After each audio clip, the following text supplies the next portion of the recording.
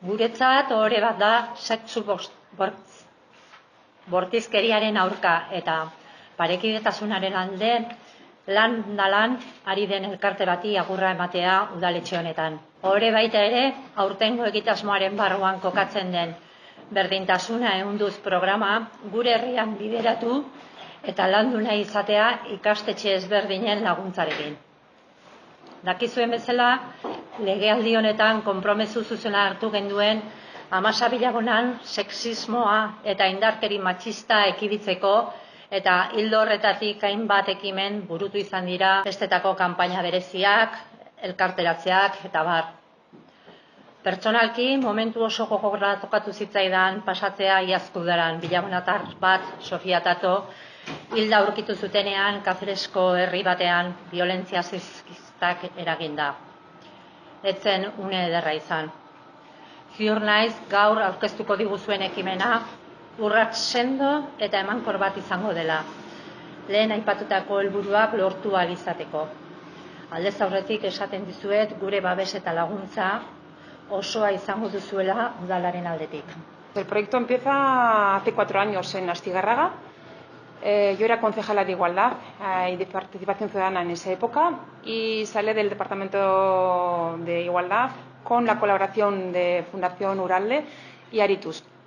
Queríamos hacer algo especial para el 25 de noviembre y no sabíamos muy bien cómo. Y al final, pues las chicas de Aritus, pues como saben tejer, les gusta tejer, pues dijimos, ¿por qué no hacemos una bufanda? Una bufanda que decíamos, bueno, al principio era una bufanda, porque al principio íbamos a tejer, ¿qué? 50 metros, 100, podríamos llegar, vamos.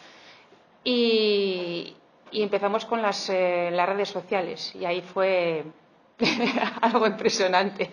No sabía lo que era, me metí de lleno y empezamos en febrero del 2014 y para el 25 de noviembre ya teníamos 1500 metros. En esa época, si os acordáis, había el Tren de la Libertad que estaba desde Asturias y les mandé diciendo, chicas, yo no puedo ir a Madrid porque estoy con Madejas a tope y empezando y no puede ser.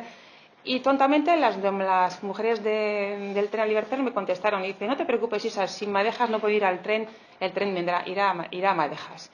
¿Y cuál fue nuestra sorpresa? Que el 25 de noviembre en la plaza del Ayuntamiento de Astigarraga bajan del autobús 45 mujeres asturianas. Y ahí fue el empiece de Madejas. Las provincias del Estado español nos mandaron su trozo.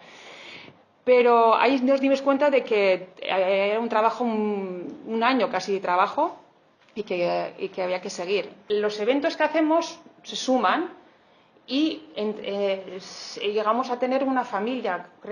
Hemos creado una familia en las redes sociales y a WhatsApp de trabajo en común. Una red de mujeres que estamos ya, pues eso, para un canal de información feminista impresionante. Gure asmoa da ikastetxeekin hitz egin da, Flemin, Erniobea, ikastola eta zehazkakin hitz egin da, eta ematen du beraiek ados daudela proiektu honetan parte hartzeko. Asmoa izango litzake ikasturte hasierakin batea, beraiek gai hau lantzen hastea, eta hor, matatzak lotzetik aparte, gainontzeko proiektuen bat, nahi badute udalaren laguntza egiko dueke. Debe asmoa da 17-25 aste horretan, Olaberra kiroldegiak eta Santiago Zaragoitzak ere bai parte hartu dezala. Debe gonbidapena egingo zaio merkatariei, dendak eta eskaparetek eta jarri ditzaten gai honen inguruan. Eta gero gure asmoa da udalangile ere bai gonbite egitea, bakoitzak bere matatza edo bere bufanda egiten badu, bakoitzak bere balkoian jar dezan matatza